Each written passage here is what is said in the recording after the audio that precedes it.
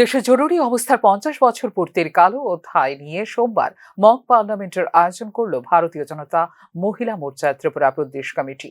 সোমবার সকাল 11টা থেকে রাজধানীর মুক্তধারা প্রেক্ষাগৃহে এই মক পার্লামেন্টের উদ্বোধনী অনুষ্ঠানে উপস্থিত ছিলেন মুখ্যমন্ত্রী ডাক্তার মানিক সাহা। বক্তব্য রাখতে গিয়ে অরাজনৈতিক পরিবারের ছেলে মেয়েদের রাজনীতিতে আসার জন্য এদিনের অনুষ্ঠানে আহ্বান রাখেন মুখ্যমন্ত্রী। এদিন মাননীয় প্রধানমন্ত্রী জি বারবার বলছেন যে এমন সব ব্যক্তি, এমন সব ছেলে মেয়েরা যারা ইয়ুথ যারা আছেন তাদেরকে আপনাদের ভারতীয় জনতা পার্টির তরফ থেকে আপনারা আহ্বান করেন যে তারা যেন রাজনীতিতে আসে, কারণ রাজনীতি সম্পর্কে অনেকের একটু অন্যরকমের একটা ভাবনা চিন্তা থাকে, গার্জিয়ানরাও চায় না।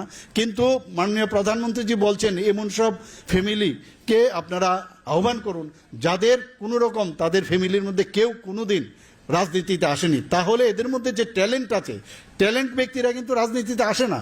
আমি আশা করি আগামী দিন যেসব ছেলে মেয়েরা এখানে আসছেন, আগামী দিন আমাদের রাজ্যের এবং দেশের যে মাননীয় প্রধানমন্ত্রীজি 2022-এ যে ঘোষণা দিয়েছেন যে অমৃতকাল এবং আমাদের যে দেশের উন্নয়নের জন্য যে 2048-এর মধ্যে দেশকে সর্বাঙ্গীন উন্নয়নের যে ডাক উনি দিয়েছেন, এবং তাদের কারণে আগামী দিন তাদের পার্টিসিপেশনে এই দেশকে আমরা এক ভারত শ্রেষ্ঠ ভারত তৈরি করতে পারবো।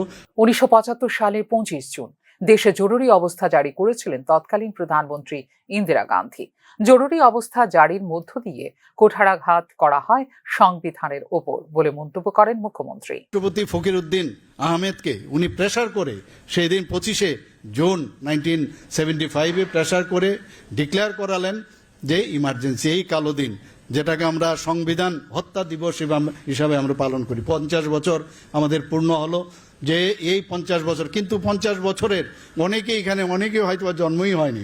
তো সেই কারণেই আজকের যে মেইন উদ্দেশ্য এই মক পার্লামেন্ট, সেটার মেইন উদ্দেশ্য হচ্ছে যারা আগামী দিনের যারা প্রজন্ম, যারা আগামী দিন হয়তো রাজনীতিতে আসবেন বা রাজনীতি নিয়ে চর্চা করবেন, সেই বিষয়গুলো তাদেরকে জানানো এবং তার বিষয়ে আলোচনা, তবে অনেক বেশি জ্ঞান বৃদ্ধি হবে এবং মানুষের কাছেও জানাতে পারবেন সংবিধানের যে রক্ষা কবচ, যেটা আমার মাননীয় মন্ত্রী বললেন যে ডক্টর বি.আর. আম্বেদকর যে উনার নেতৃত্বে যে রক্ষা কবচ তৈরি হয়েছিল তার উপর যে কুঠারাঘাত করেছেন সেইগুলো আমাদের জানা দরকার। 25 জুন 1975 থেকে 21 মার্চ 1977, অর্থাৎ 21 মাস ধরে দেশে জারি করা হয়েছিল জরুরি অবস্থা। ভারতীয় গণতন্ত্রের ইতিহাসে একে একটি কালো অধ্যায় হিসেবে বর্ণনা করে এই দিনটিকে সংবিধান হত্যা দিবস হিসেবে পালন করার সিদ্ধান্ত নেয় ভারতীয় জনতা পার্টি। প্রেক্ষিতে গোটা দেশে মক পার্লামেন্টেরও আয়োজন করেছে Bharatiya Janata Party. Bureau report, news নাও।